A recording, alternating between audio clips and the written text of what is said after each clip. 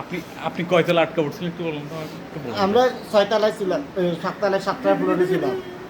আমরা ঘুমাই 8 তলায়, কিন্তু আমাদেরকে ডাকার জন্য 8 তলায় এসেছি। বাবা যখন বাড়ি দিচ্ছে তখন, তো বাড়ি দেওয়ার পর যখন দেখতেছি ড্রয়িং থেকে আগুন ধরছে, তখন দেখছি চাবি নেই, চাবিটা রানার পকেটে ছিল। আবার দরজা ভেঙে আমাদেরকে বের করছি। বের করার পর আমি রানার জন্য উপরে গেছি গিয়ে, আর যখন ওদিকে ডাকতে পারতেছি না, গরম হচ্ছে, রানাকে ডাকতে গেছি। আমরা ওদিক থেকে আর আনতে পারি না, উপরে পর্যন্ত গেছি গিয়ে। কয়জন আটকা পড়েছিলেন উপরে?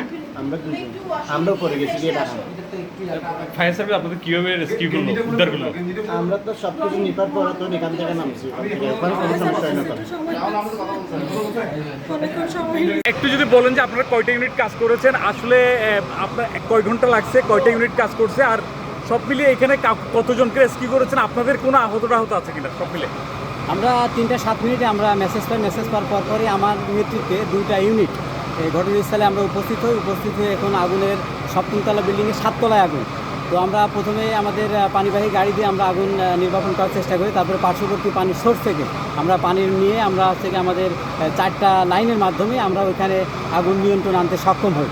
আমাদের এখানে 2জন ছাদে আটকা ছিল, তাদেরকে রেস্কিউ করার জন্য আমাদের একজন ফায়ার ফাইটার কিছুটা আহত হয়েছে ধোঁয়া এবং হিটের কারণে, ওকে উদ্ধার করতে যেয়ে। তাছাড়া এখন আগুন আমাদের টোটালি নিয়ন্ত্রণ আছে। এখন টোটাল 1 ঘন্টার উপরে আমাদের সময় লাগছে আর কি।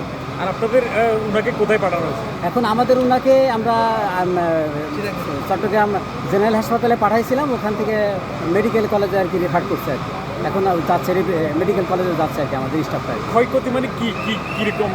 এখন আমাদের এই বিল্ডিংয়ের টোটাল 7তলায় আর কি, আমরা টোটালি প্রায় অনেক ক্ষতি হয়েছে আর কি। বাসা বাড়িতে যা ছিল আর কি মোটামুটি প্রায় অনেকটাই পুড়ে গেছে আর কি।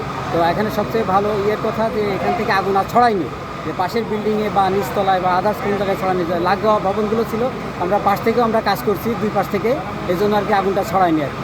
ধন্যবাদ।